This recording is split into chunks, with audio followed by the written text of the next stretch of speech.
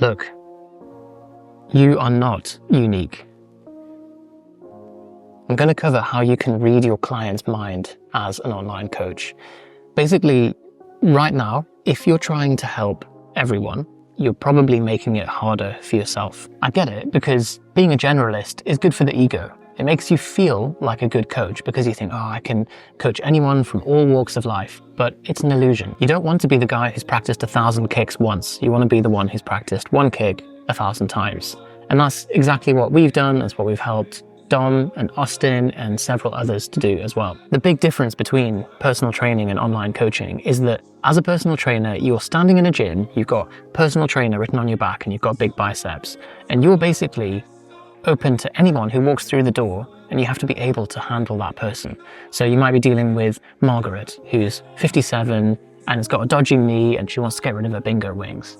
You're also dealing with Keith, who's massive and wants to get even more massive, and he's taking 2 grams of horse injectables every day. So offline, basically your niche is anyone who lives within a 10-mile radius. So you've got to kind of throw the net wide and be a generalist. When you're working online, you need to do the opposite, because the market is 8 or so billion people. And so you need to really dial things in to be heard. The great thing about social media is that you can run targeted ads to exactly the kind of person that you want to. So you ever heard online marketers talk about find your avatar? I used to think building an avatar was like a cute little mental exercise that you can use to build your offer around, but it is spookily real. It's nuts. When you start online marketing at scale, you will start to see the world like Pokemon, where there are 150 different types of people, and when you spot a certain type, you're like, oh yeah, they've got similar stats and hit points and desires and goals and aspirations and all that kind of stuff. And they can be put into a bucket by Meta, by Facebook, to target ads to. Like, what an amazing thing as a marketer to be able to just dial in on exactly the kind of person that you want to sell your program to. And these people are making the same mistakes with their training, and they have the same goals. Also, I'm not saying this from a place of superiority. Like, I am definitely one of the Pokemon, probably the blue one with the plants coming out of his head. There are 100,000 people in the world exactly like me, who behave in the same way, who click on the same ads, who run their life in a very predictable way. And so I am in a bunch of custom audiences with a whole bunch of other Pokemons with the blue head and the plants growing out their head. So why is all of this useful for you?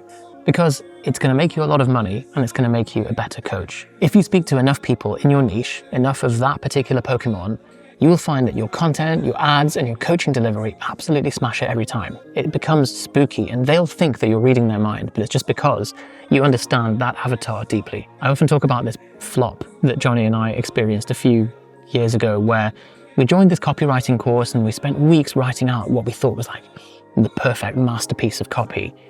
And when we came to the big launch, we put a few grand of ad spend behind it, and it just completely flopped. And we were like, what's going on? Eventually we ditched the idea. A few weeks later, Johnny put out a survey on Facebook that just said, hey, what's your biggest struggle with training at the moment? And targeted it to our specific audience. We then took the responses. I think we got 200 or 300 responses. We noticed some very common responses and very similar phrasing in that. We just took that, put it into our ad, ran it, and it completely flew. It took off. And it was like, oh, if you just ask people what they want and then give it to them, that's always going to be more effective than trying to come up with this like special, unique idea. You know, before I was talking about Margaret, 57, dodgy knee, wants to lose bingo wings, and Keith, who's massive, taking 2 grams of tren and wants to get more massive.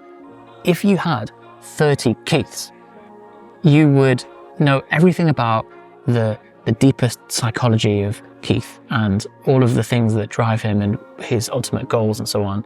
And if you're somebody who's positioned to be able to help them, you can then start creating a set of programs that are specifically for Keiths to get more massive.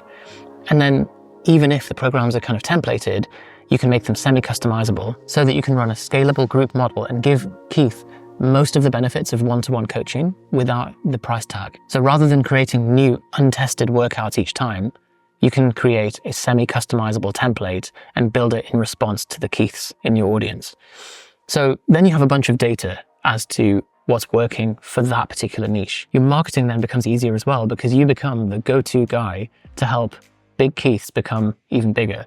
And your coaching becomes easier because you can now scale things and still deliver a gold standard service, get better results because you have more data. You can then run that testing and improve things over time. So your marketing and your content engines become these kind of self-evolving machines. One final objection to this, and we definitely felt this at the time when we moved from one-to-one to group, is, oh, but the art of coaching is about the individualized, tailored, customized plan. And as soon as you start doing templates, you lose the magic and the value in coaching.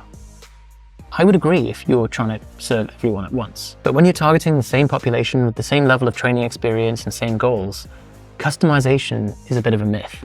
So I would encourage you to have a look at this video by Bryce Lewis, where he runs a test of basically sham customized programs, a program that he told clients were customized, but they weren't, and then ones that actually were. And there wasn't any difference in the results. The difference just comes from the coach's buy-in and the client's buy-in. But really, as a coach, we feel like we have to kind of justify the client's fee and spend more hours doing some kind of busy work for the client.